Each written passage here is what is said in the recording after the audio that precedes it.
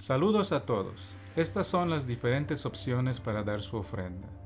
Puede ir a nuestro website fbch.org y escoja Give en la parte derecha del menú.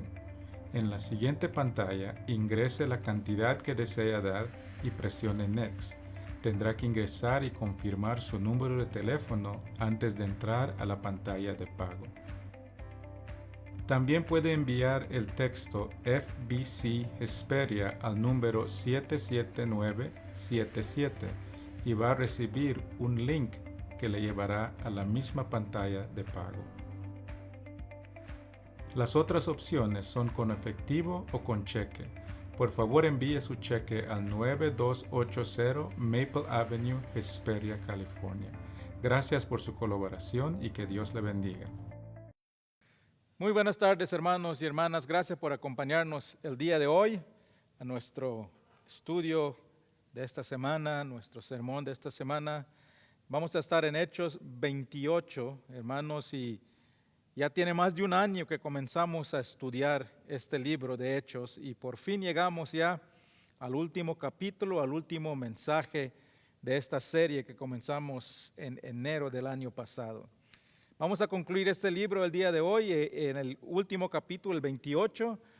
Solo para poner un poco de contexto, vimos la semana pasada en el capítulo 27 que más de 2 años después de ser encarcelado Pablo, falsamente por acusaciones falsas de los judíos, por fin embarca para irse a Roma, donde ha apelado su caso. Y cuando llegamos al capítulo 28, este viaje ya ha durado más de 2 meses y las últimas semanas ha estado Pablo y los 276 personas de ese barco luchando contra vientos huracanados, contra hambre, contra cansancio y constante peligro de muerte. Pero cuando ya habían perdido toda esperanza, Dios toma control del barco, de la navegación y lleva ese barco que estaba a la deriva a tierra.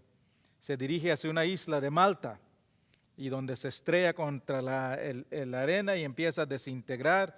Las 276 personas, 276 personas saltan del barco, se lanzan al agua, llegan salvos y el barco se destruye. Y ahí es donde encontramos a estas personas, estos pasajeros del barco, cuando comenzamos el capítulo 28. En una playa en la isla de Malta, mojados, con frío, agotados, con hambre. Y lo que podemos ver hoy es cómo Dios siempre está al lado del siervo fiel. Vamos a ver cómo Dios protege a su siervo, provee por él y lo preserva para que cumpla la obra que él tiene para él. Vamos al pasaje de hoy, vamos a estar en Hechos 28, voy a empezar leyendo los primeros 12 versículos, 10 versículos y voy a saltar más adelante. Así que vamos a comenzar. Hechos 28, dice la palabra de Dios. Estando ya a salvo, supimos que la isla se llamaba Malta y los naturales nos trataron con no poca humanidad, porque encendiendo un fuego nos recibieron a todos a causa de la lluvia que caía y del frío. Entonces, habiendo recogido Pablo algunas ramas secas, las echó al fuego, y una víbora, allá huyendo del calor, se le prendió en la mano. Cuando los naturales vieron la víbora colgando de su mano, se decían unos a otros: ciertamente este hombre es homicida, a quien, escapado del mar, la justicia no deja vivir. Pero él, sacudiendo la víbora en el fuego, ningún daño padeció. Ellos estaban esperando que él se hinchase o cayese muerto de repente. Mas habiendo esperado mucho y viendo que ningún mal le venía, cambiaron de parecer y dijeron que era un dios. En aquellos lugares había propiedades del hombre principal de la isla, llamado Publio, quien nos recibió y hospedó solicitamente 3 días. Y aconteció que el padre de Publio estaba en cama enfermo de fiebre y de desinteria. Y Pablo, al verlo, y después de haber orado, le impuso las manos y le sanó. Hecho esto también, los otros que en la isla tenían enfermos venían y eran sanados, los cuales también nos honraron con muchas atenciones, y cuando zarpamos nos cargaron de las cosas necesarias. Y dice el versículo 16, cuando llegamos a Roma, el centurión entregó a los presos al prefecto militar, pero a Pablo se le permitió vivir parte con un soldado que le custodiase. Y el capítulo termina con el versículo 30, dice, y Pablo permaneció 2 años enteros en una casa alquilada, y recibía a todos los que le venían, predicando el reino de Dios y enseñando acerca del Señor Jesucristo abiertamente y sin impedimento. Padre Celestial, gracias te damos por tu palabra. Gracias, Padre, por este libro precioso que nos has dado del inicio de la iglesia y de la obra que tú nos has dejado, de la obra que lo hacemos a través del Espíritu Santo que habita en todo creyente. Bendice, Padre, este tiempo que pasemos en tu palabra. Danos entendimiento para no solo recibir, sino que internacionalizar, sino que tomar lo que estamos estudiando y llevarlo afuera, donde tanto se necesita conocer de la paz que tenemos en ti. Gracias te damos, Padre, en el nombre de Cristo Jesús. Amén. Amén. Hermanos, podemos saber el día de hoy 3 puntos de cómo Dios bendice a su siervo fiel. Dios lo protege, Dios provee y Dios preserva. Vamos a comenzar. Dios protege. Este capítulo comienza con los pasajeros del barco salvos en la playa en la isla de Malta. Llegan ahí nadando después que su barco se desintegra en la tormenta. Están mojados, cansados, y ya vimos la semana pasada que es el principio de invierno, es como noviembre, a principios de noviembre, así que están expuestos al viento y al frío del invierno. Y en ese estado desesperante es que los locales de la isla los encuentran y les ayudan. Dice el versículo 2, y los naturales nos trataron con no poca humanidad, porque encendiendo un fuego nos recibieron a todos a causa de la lluvia que caía y del frío. Dice que los trataron con no poca humanidad. Esto habla de una amabilidad y hospitalidad extraordinario. No conocían a estos pasajeros. Seguramente hablaron con el centurión y les dijo que uno de ellos, estos eran unos prisioneros, pero ellos no trataron a los pasajeros con desprecio. No los vieron como extranjeros, sino que extendieron una bondad extraordinaria. Dice que encendieron fuego para calentarnos. Eran 276 personas que estaban allí en esa playa que salvaron del barco. Así que esto no era una fogata pequeña. Esto era un esfuerzo extra de los locales para encender un fuego para calentar a tanta persona. Es una hospitalidad que Dios desea que sus hijos tengan. No tenemos tiempo para cubrir esto, pero les invito a que lean Romanos 12, que dice que practiquemos la hospitalidad. Primera de Pedro nos dice que hospedamos unos a otros sin murmuraciones. Pero los locales de la isla tenían esta hospitalidad que Dios requiere de sus hijos. Y dice que encienden un fuego. Esto fue una gran fogata para tantas personas. Y lo que requiere siempre fogata es leña. Y una fogata de este tamaño requería mucha leña. Así que hay que ir a recoger leña para mantener el fuego. Y nos dice el versículo 3. Entonces, habiendo recogido Pablo algunas ramas secas, las echó al fuego, y una víbora, huyendo del calor, se prendió de la mano. Ya vamos a ver cómo Dios protege a Pablo de esta víbora, pero quiero que noten algo aquí, hermanos, de Pablo. Quiero que noten el corazón de un siervo humilde en Pablo. En el capítulo 27, en esa tormenta, Pablo tomó control de ese barco.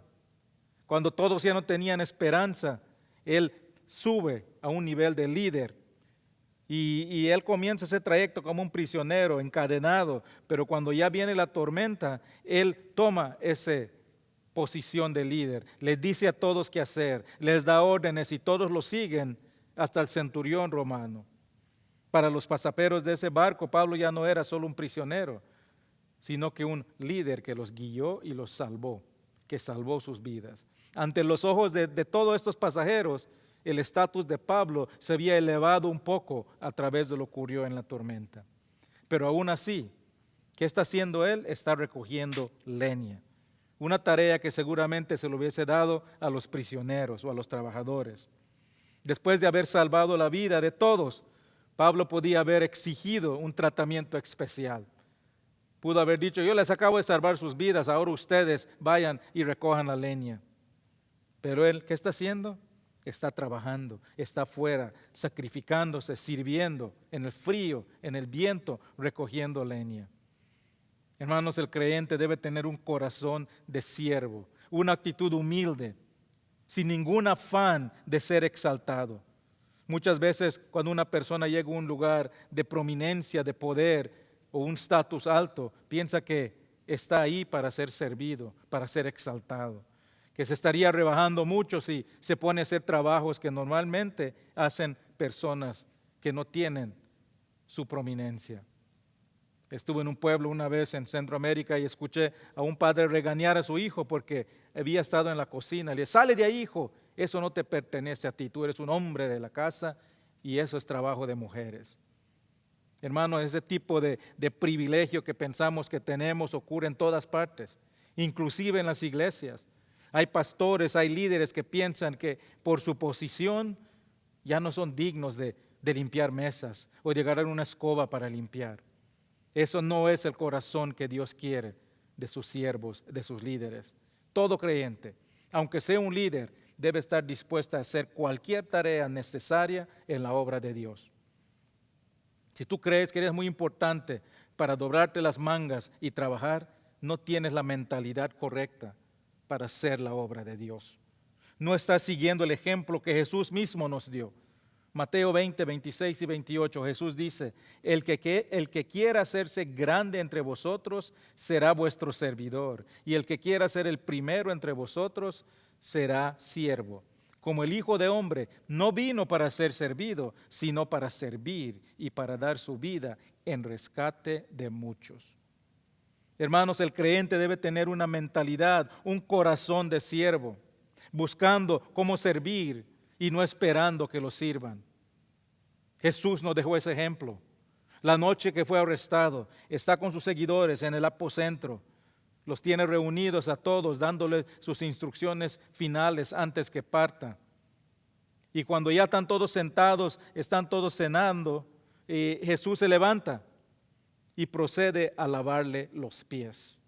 Ahora, hermano, esta es una práctica muy común. En esos tiempos se caminaba por todos lados con sandalias y cuando llegabas a una casa era costumbre que se le lave los pies, que se quite el polvo.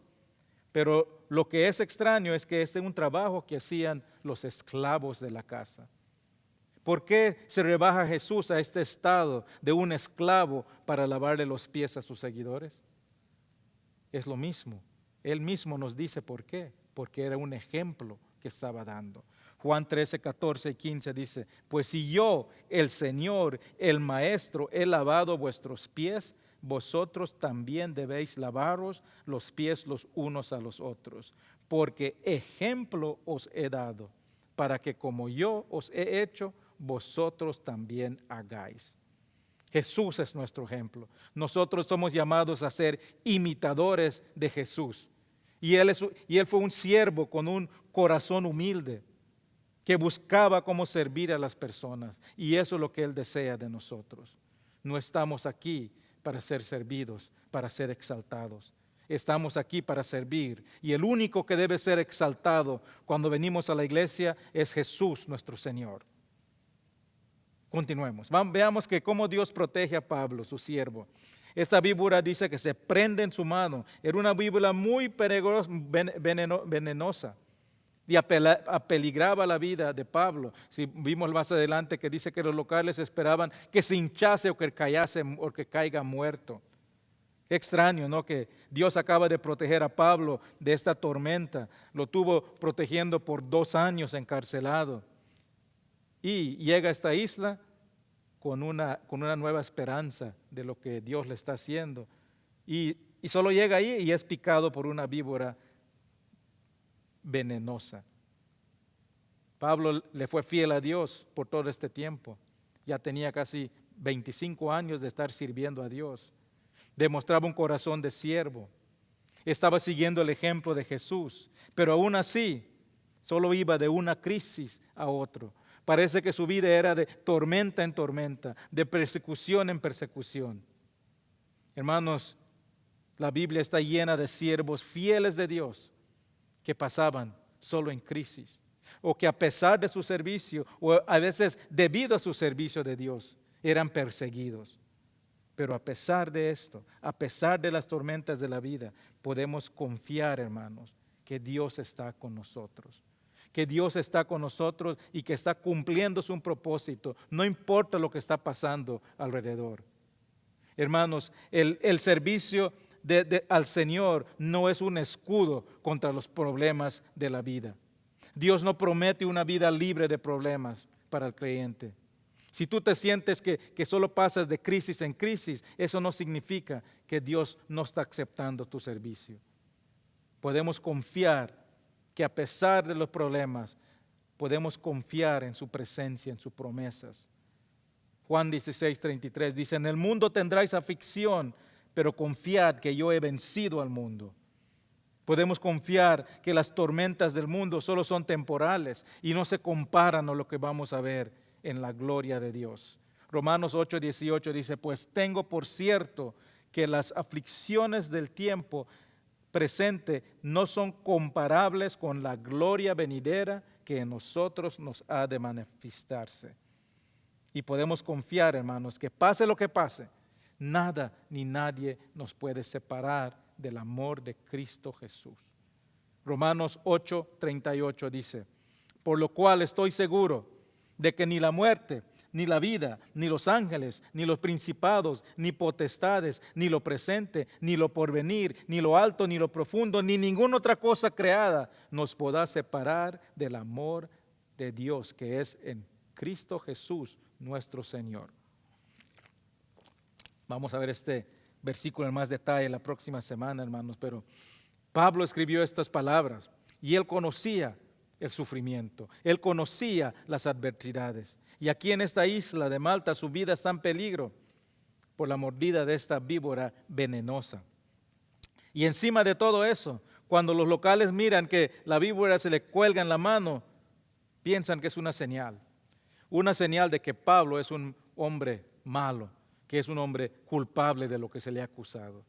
Mire que dice versículo 4, cuando los naturales vieron la víbora colgando de su mano, se decían unos a otros, ciertamente este hombre es homicida, a quien, escapado del mar, la justicia no deja vivir. Los locales sabían que Pablo era un prisionero y asumen que había cometido un gran crimen y ven esta mordida como castigo por sus crímenes, que merece morir y que se está cumpliendo la justicia.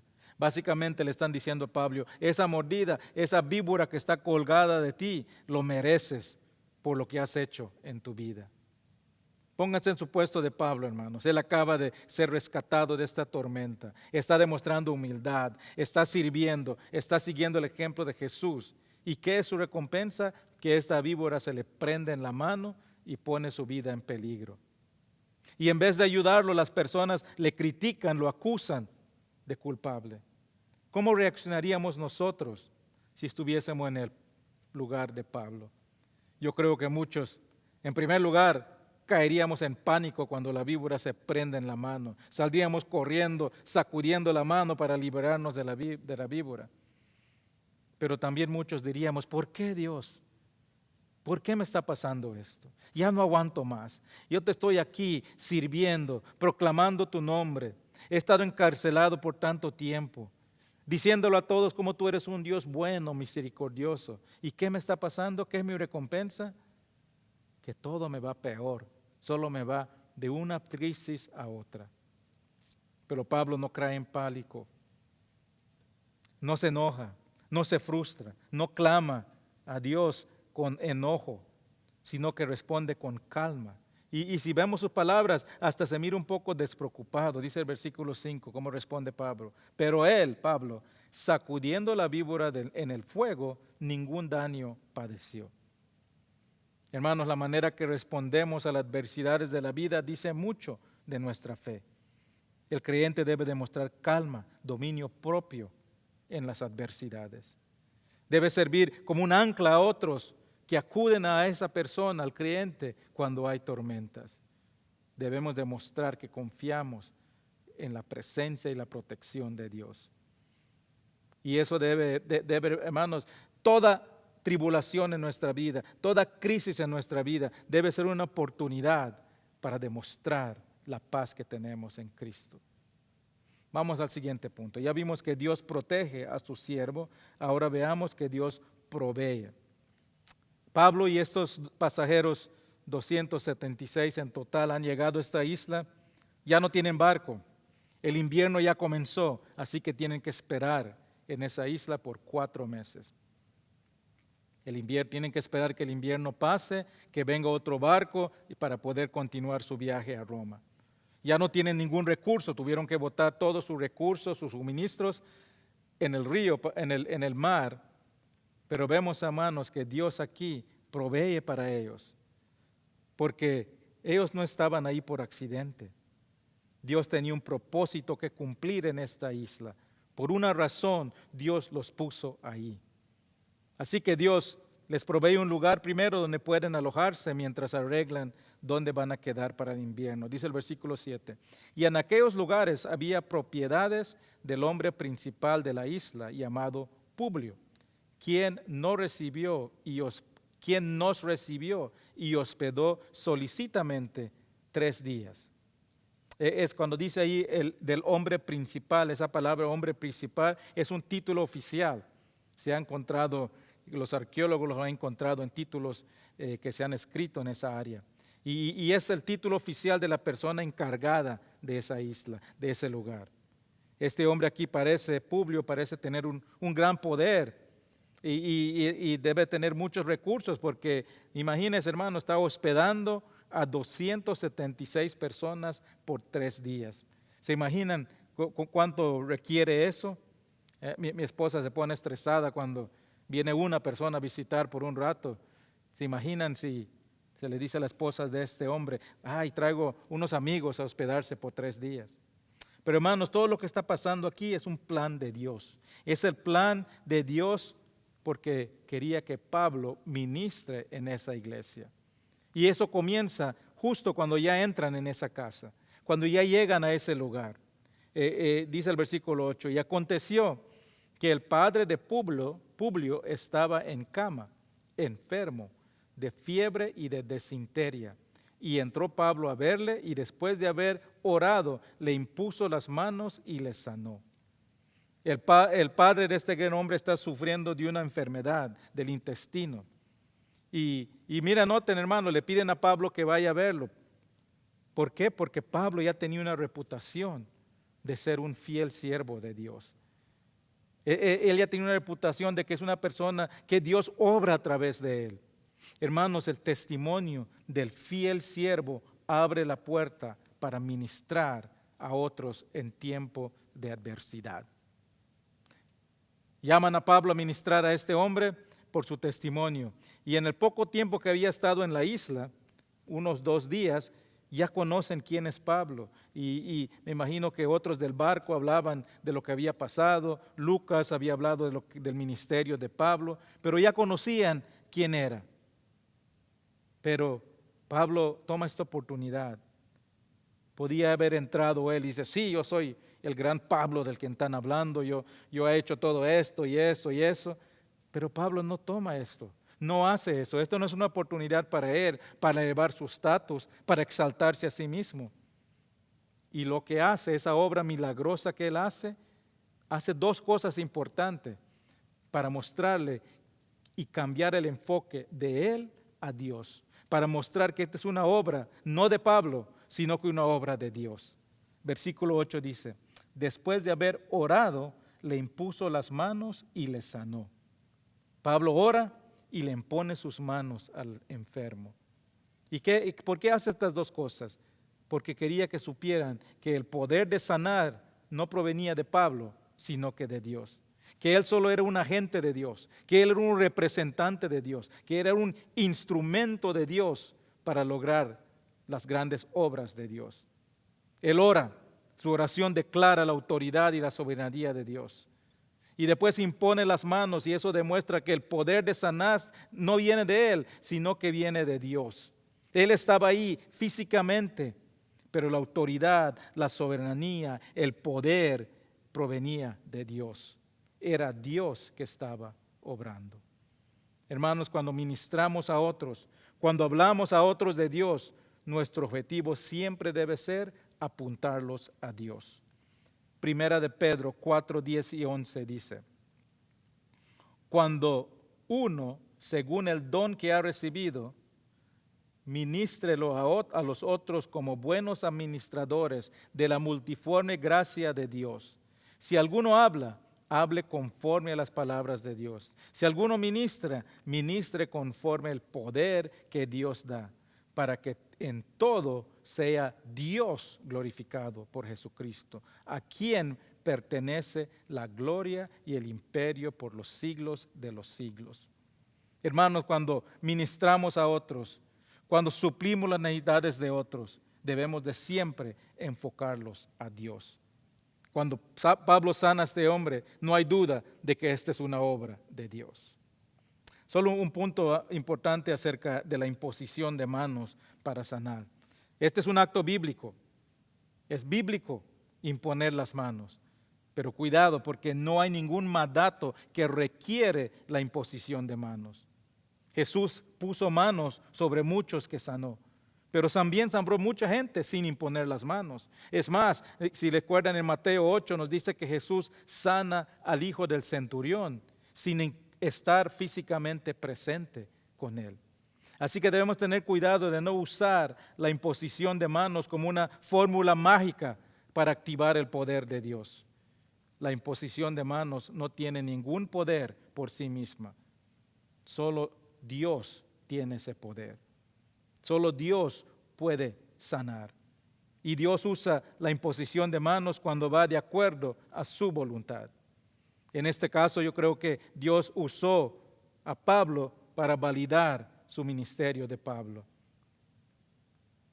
Puso a Pablo ahí en esa isla porque él tenía un propósito y esa obra milagrosa iba a validar el mensaje de Pablo. ¿Y cómo sabemos eso? Porque nos dice el pasaje que ahí marcó el inicio de un ministerio de Pablo con estos habitantes de la isla.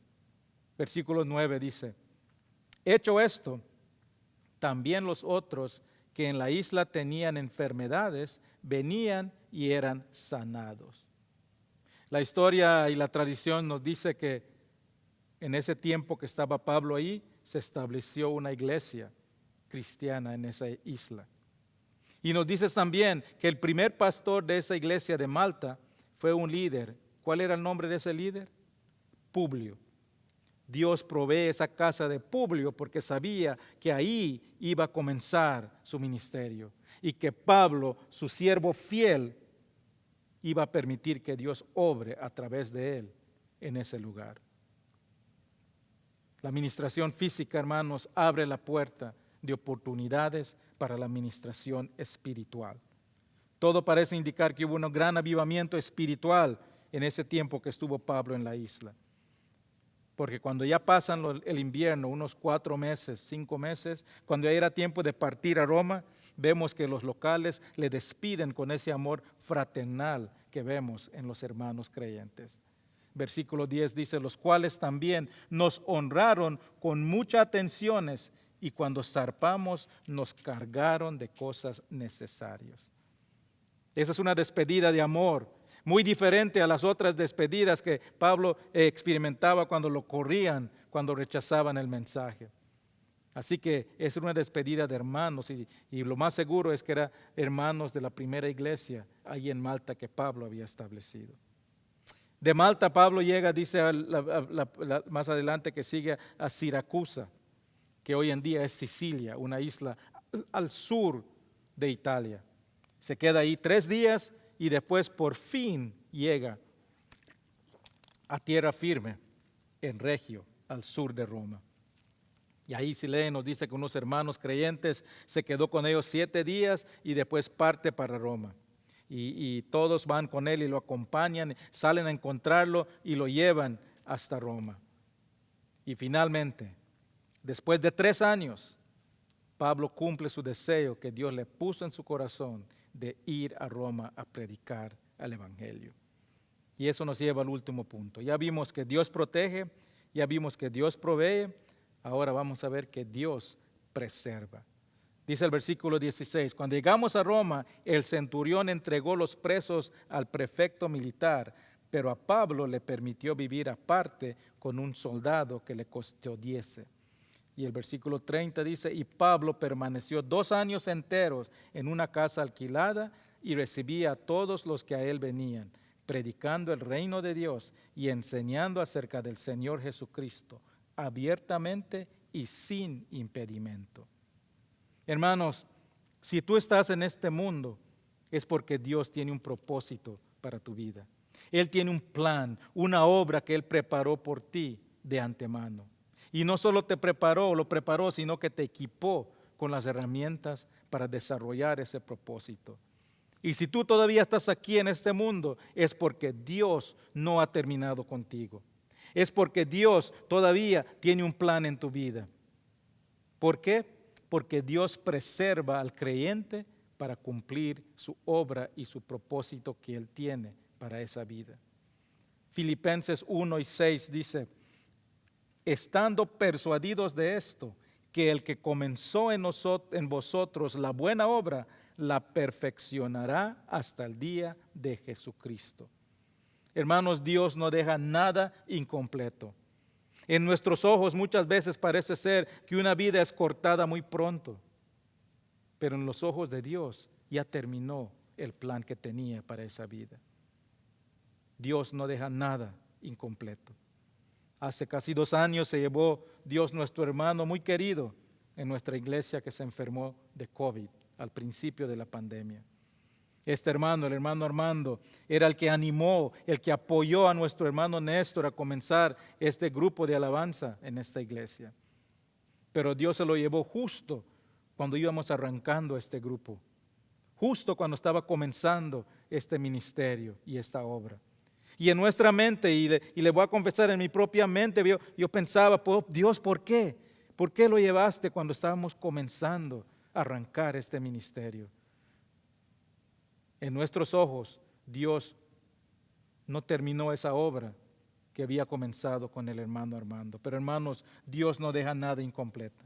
Él se llevó al hermano Armando porque ya sabía que ya había terminado la obra que él tenía para él. Y 2 años después, este ministerio y esta obra continúa. Porque Dios usó a nuestro hermano simplemente para iniciar este ministerio. Pero era el plan que otros lo continúen. Él preservó a nuestro hermano en este mundo hasta que ya había cumplido la obra que Él tenía para él. Hermanos, Dios preservó a Pablo por más de 30 años en su ministerio. Él cumplió grandes obras a través de su ministerio. Lo preservó con amistades, con la bondad de otros hermanos, con palabras de ánimo. Los protegió de persecuciones, de ataques. Lo preservó en las cárceles, en las tormentas. Lo preservó en el hambre, en el frío. Lo preservó con su presencia. Y cuando ya había completado esa obra que tenía para Pablo, llegó el tiempo que dijo, ahora ya puedes venir a mi reino. La historia nos dice que Nero ejecutó a Pablo. Esa era una obra de Nero, pero fue permitido por Dios, porque Dios era tiempo que llame a Pablo a su gloria para la eternidad. Hermano, repito, si estás en este mundo es porque Dios no ha terminado contigo. Él te está preservando aquí porque quiere que cumpla su propósito. Y la obra más grande que Él tiene para ti y para todo creyente es que pases tus días en este mundo señalando a otros hacia Jesús. Tenemos nosotros el mismo mandato, la misma misión, la misma responsabilidad que impulsaba a Pablo a obrar. Somos llamados a predicar el reino de Dios, a enseñarles a otros acerca de Jesús y a permitir que el Espíritu Santo obre a través de nosotros sin impedimento. Cuando comenzamos este estudio hace más de un año, estuvimos en el versículo 1 y el título era La obra comienza. Y vimos que Jesús nos dejó esta obra, pero no nos dejó solos. Hechos 1:8 dice, pero recibiráis poder cuando haya venido sobre vosotros el Espíritu Santo, y me seréis testigo en Jerusalén, en toda Judía, en Samaria y hasta el último de la tierra. Hermanos, Dios te tiene donde estás, porque Él quiere que tú cumplas una responsabilidad, una obra que Él tiene para ti. Y Él no te tiene solo, tienes el poder del Espíritu Santo. Y donde tú estás es donde Él quiere que tú cumples esa obra. Chester Puller era un comandante del ejército estadounidense durante la guerra en Corea. Tenía un ejército en el norte de Corea que estaba enfrentando, estaba en el campo de batalla. Y está en el campo de batalla cuando recibe una notificación, tiene el enemigo enfrente, y en la notificación del radio le dice que el enemigo ha infiltrado y lo tiene ahora en el lado izquierdo. Al rato recibe otra llamada y le notifican que el enemigo ha infiltrado y ahora también lo tiene en el mano derecho. Y poco después recibe otra notificación, otra llamada en la radio que le dice que ahora tiene al enemigo en la espalda. Estaba rodeado del enemigo. Entonces, Chester Puller responde en la radio y le dice, ahora sí los tengo justo donde los quiero, ninguno se me va a escapar. Hermano, Dios te puso en donde estás y te ha rodeado de personas que necesitan escuchar la paz y la esperanza que tenemos en Cristo. No permitas que ninguno se escape. El libro de Hechos, hermanos, es la historia del nacimiento de la iglesia. Nos muestra cómo Dios cumple su propósito cuando los creyentes permiten que el Espíritu Santo obre sin impedimento a través de ellos. Cuando termina este libro, en el capítulo 28, ya es casi 30 años que nació la iglesia. Pero ahí no termina este libro. Este libro de Hechos no termina con el capítulo 28. Más de 2000 años después, este libro se sigue escribiendo a través de iglesias y creyentes fieles que continúan esa obra que Jesús nos dejó. Cada vez que tú compartes a Jesús, cada vez que la iglesia hace una obra que extiende el reino de Dios, que le habla a otros de Dios, cada vez que somos fieles a nuestra misión, se escribe una nueva página en el libro de Hechos. Y este libro no se va a terminar hasta que venga nuestro Señor Jesús otra vez. Hoy concluimos este libro de Hechos, pero hermanos, te exhorto que continúes escribiendo nuevas páginas cada día, compartiendo a Jesús con todo que lo necesite y en toda oportunidad que Dios te dé. Vamos a orar. Padre Celestial, gracias te damos, Padre. Gracias, Padre, por el privilegio de poder trabajar en tu obra. Gracias, Padre, por protegernos, por proveer por nosotros, por preservarnos. Y Padre, te pido que conozcamos que la obra que nos has dejado es grande, es urgente, pero no nos dejaste huérfanos. Nos dejaste tu poder a través del Espíritu Santo. Y que salgamos al mundo a continuar esta obra de extender el reino de Dios en todo lugar, en toda oportunidad. Llénanos, Padre, de valor para continuar esta obra tan grande que nos has dejado. En el nombre de Cristo Jesús. Amén. Gracias, hermanos, por acompañarnos el día de hoy. La próxima semana comenzamos una nueva serie acerca de la esperanza. Este va a ser un año de esperanza para nuestra iglesia. Nos vemos la próxima semana. Dios le bendiga.